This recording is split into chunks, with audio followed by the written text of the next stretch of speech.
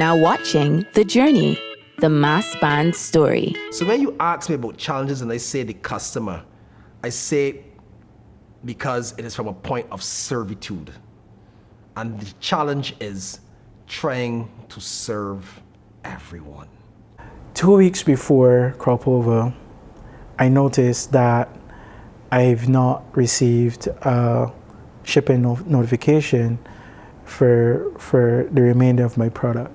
I noticed that the last set of boxes, there is absolutely no movement on those boxes. So you refresh, and there's no movement on these boxes. So then you're trying to figure out like why are these boxes not moving, like what's happening. At the time, I had no idea what was happening, but I just know that this is a problem because the time is drawing very, very near and I don't have the time. I got distribution the following week because of the size of the band. We're starting distribution early, panic mode in. So then these packages stop and I reach out to DHL and they're like, well, you know, Jeremy, well, your packages aren't coming to Barbados. And I'm like, huh? So they're not coming to Barbados, and then like no, those packages are terminating in the US. All of us, it was our first time. We went down, got our designers. Like I pretty much knew a lot of designers from Trinidad and around the way, just from jumping in other carnivals in the region, and you know I connected with them and we asked them to help us out. And after they show us our designs and we liked what the drawings look like and whatever, and then when we actually saw the finished product, we were like, what is this? This is not what we want. 10 months, as I say, is the planning. When you launch or when you do your designs and when you launch, maybe some fabrics are not available, so you have to tweak your actual what you're going to launch with, and then lo and behold, production time comes and they're 20 yards short of a fabric, so you're like, what do we do? Finally, the boxes arrived in Barbados, and they arrived maybe Monday evening late. Crop Over is the following Monday, bear that in mind. So normally you distribute that whole Monday. So now I had all the models on deck, everybody on deck, because we had to pack all of these costumes, over 1,000 costumes, overnight. I can tell you when we opened the first box, the wire bras had this braid around it and all the braids were dropping off. Open the second box, problems. Open the third box and they did not even complete the wristbands. They just wrapped them in the cloth. Some of them came with bare metal. Now, that is not really our fault, but it is our fault because the customer don't know our mass producer and they trust us to pick the correct mass producer. Well, lucky for us, there was a guide specialist in from Trinidad and we assembled a team because we made a decision again, we can get this band on the road because people at that point didn't want to hear they want their money back because they can't go and send another band. They wanted us to fix it. That was the consensus coming up. So we had to fix it. We set up tents outside the band house with lights in them, and those guys worked for 48, maybe almost 60 hours straight, taking an hour nap, going to the bathroom, the bar house. One guy did not even shower for a whole day. It was that serious. So the same audio was playing on both trucks, but it had this kind of like the system that was connecting both trucks. So obviously with the trucks so far apart, one truck can't feed off the next truck because it's the frequency you can't reach or whatever, right? Problem number one. So when you turn the corner by Comirno, we realized the band is way too big. People are still down by the stadium, and we heading down, heading on the road, right? Because the roads are small and narrow versus Trinidad, where the roads are bigger, right? And also a lot of turns and bends and so on. Then, of course, as we start going on the road now, we start figuring out, okay, we finally get the frequency thing worked out with A and B. It's kind of working, but kind of not working. Masqueraders all hyped just out to the stadium. Everybody's gassed up ready, and this is a real good year. The costumes were looking good, the band was on point, and we get to Station Hill. Boom, generator shut down on the first truck. Okay, shut down, dead, done. This is a 15-ton generator. There's nothing else that can push the sound system for your main music truck. And I remember that year was was Contone. The car, breakdown G's on, and the whole band just started jumping. The truck, breakdown G's on, Richard gone and left we got hold in. I was like, cha. Call up the operators, call up the persons, yo, what we can do? Him a haw. I think it was Val that came up with it. He was talking to the, I won't call it supplier, he saw the supplier. Supplier said, I can get you another generator. The issue, however, is, what are you gonna do to set a generator? Val said, Garrett, I got a plan. Val, what is the plan? Val said, the next generator is gonna be at this junction. We're gonna pull the new truck, the trucks side by side, and we're gonna swap these generators over. I said, Val, impossible. Val said, no, it has to happen, or not we are dead on the road. And I said, well, it has to happen. He said, this band is a band. It's funny enough. He said, there's a band at North and Bear Muscle Men. Go fight all your muscle buddies. Because back then I used to go to the gym. Go fight all your muscle buddies. So said, so done. I went and fight all my muscle buddies. I laughing now, so I remember the story. And I fought all of my muscle buddies. Any big strapping man who was in the band, I told him, look, there's the plan. When I want a party, we're not going to help me. A lot of the band still didn't know what was going on because we had a second music track, but a lot of the band still knew what was going on. We kept the band moving. We get onto the corner there, Eastman corner, I think it was. We let the trucks, we run ahead, told the police, organize it logistically. We pulled those trucks up next to each other. And 15 men moved one 15-ton generator from one truck to the next truck. And we was on and moving. There's always an issue with the truck. There's always an issue with who's supposed to be on the truck and who's not supposed to be on the truck. And then it's reach a point where the music is gonna stop and the director or the marshal is come and say, yo, the truck too full. And it's got all kind of girls with feathers on the truck, people, friend and family and kids and all kind of thing. And people's be like, you know, stop music, DJ, announce. People that not supposed to be on the truck, if you don't have a band, get off. And obviously when you say that, everybody looking around like. Unfortunately, the first time they put out a stage, probably 4 broke it down. But it wasn't our fault. What happened is that the stage had steel under it, but the ramp going up the stage was just board. So when the first section went up, I came back to the other section. I tell them, jump, you know, get ready to come on stage. So they were jumping, and then all of them disappeared. And people in the stands thought it was some kind of trick that we were doing. Production is always going to be a problem. But you try to, every year you try to fine tune it, you know, you try to make things a little simpler, a little easier. You probably start to invest more, so your thing's gonna happen as you would like it because you're investing more. Either you're gonna do your production here or you're gonna outsource it somewhere else where you feel or you know the product is gonna be exactly what you want, or you know, you just try to get better and you tweak it. I mean, it's never a perfect year. Things will go a little off, you know. Band is on the road now, so we jamming. My team member for managing the bar logistics, radio was like, Jeremy, I need you. Jeremy, I need you. So I go over to him and he says that the truck pulled out of the yard with the ice trailer. The trailer was not the trailer was not connected properly, and as the truck went around the Kendall Hill roundabout, the trailer disconnects and goes down into the gas station.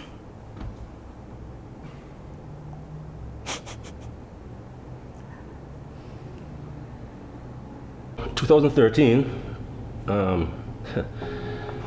my old man was a real big planner, right? So he died on June 23rd, right?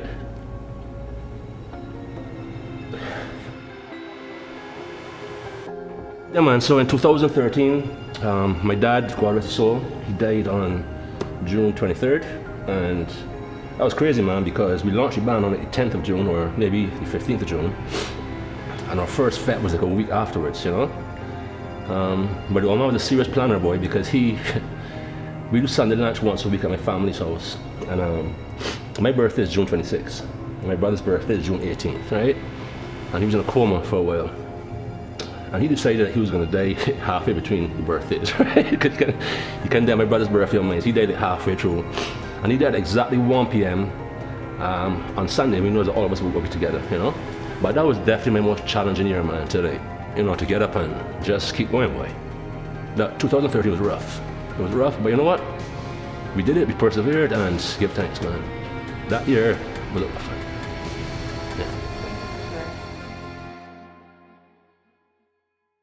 Soca music is created for the entire season, and in most cases, it is continued to be enjoyed by many long after the season is over. Many artists, DJs, and producers tweak their lyrics and make production changes to create road mixes, which make the songs even more appealing and exciting for the street party on Kadooment Day.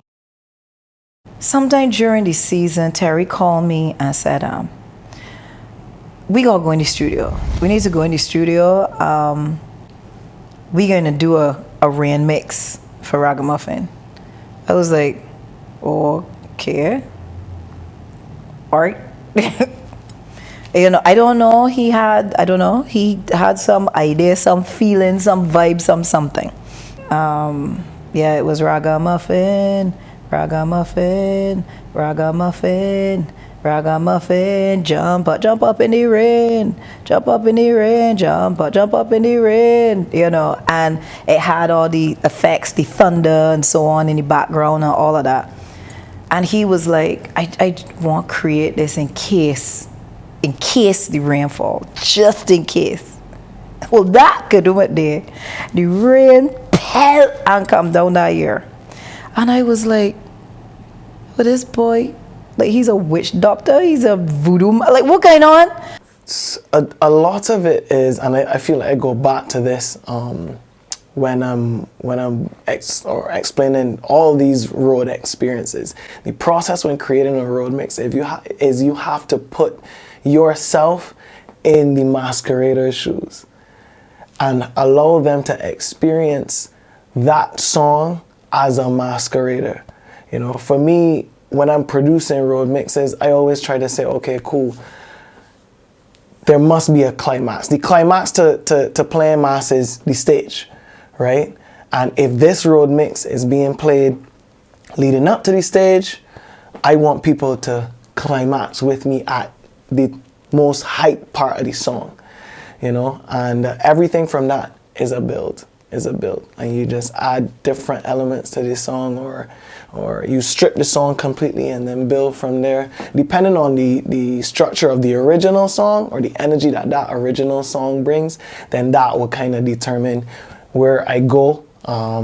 If it's like a bashment soca song, I know, all right, cool, people want to bash out for the whole song.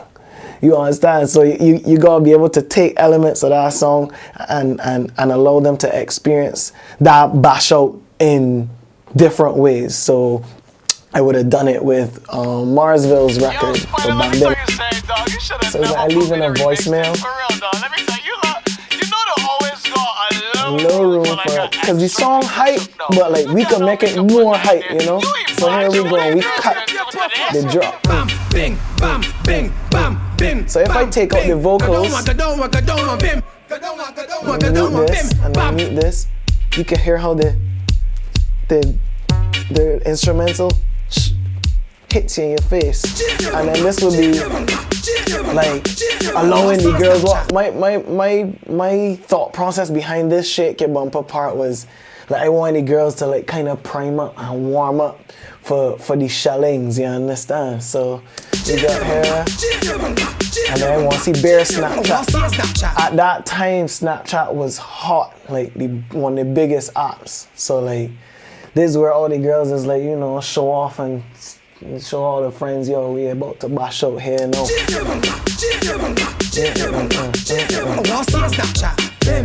I want some Snapchat, bim, bim. Yeah, all this is prime up, warm up, climax, get you ready for that, and then hit you again now. Mix, shit no. So a road mix is basically, especially for a bashment song, you basically taking the hypest parts of the song and remixing it and putting it in a way that like that can just hit people hit after hit, transition after transition, and allow people to get the best experience and the hypest experience of the song possible. Then we go place emphasis on that bam bim, because that's the part of the song that people like. Then we get a little breather here now. Yeah, catch your breath, and then shell again now. Hey, bing, waps, bing, bam, bing, bam, bing. So as you can hear, you ain't hearing a verse yet, you know. It's just straight chorus, bam, bing, bam. Cause that's the part of the song that everybody wants to hear. You want speed, and then here we go. Ride it. And in this part, I actually took a part of a popular Ride It song that everybody knows and sampled it in there. Yeah. There we go. Get ready to go again. So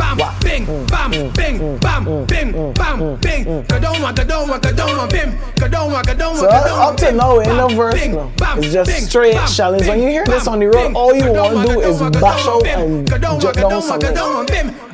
Lead Pipe and Silas Pargy and Murders bend up. You know, there's different parts and there hits you bam, bam, bam, one after the next. That is bashment soca. If it's something more groovy, I will go the build and climax route like Teddy Rhymes and Marshall Stink Behavior. I will build it and kind of add elements every now and again.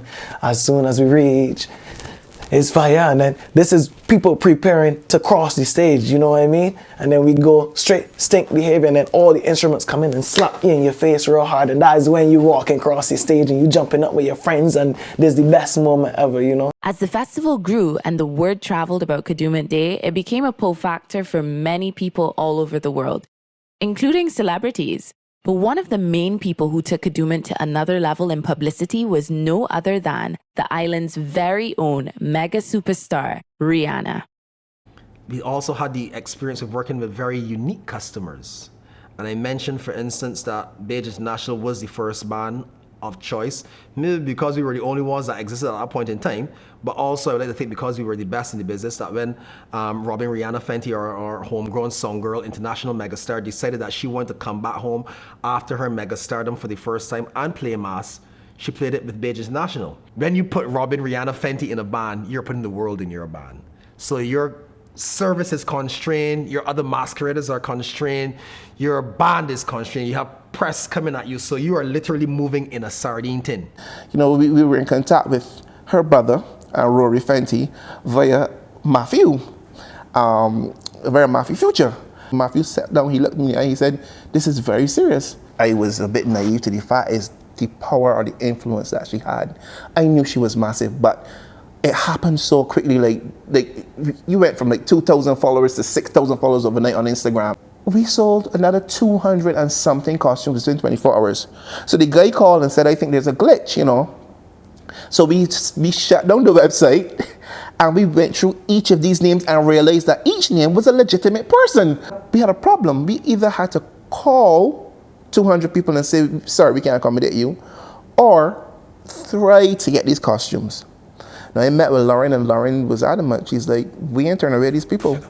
And we also got On the Road. Wait.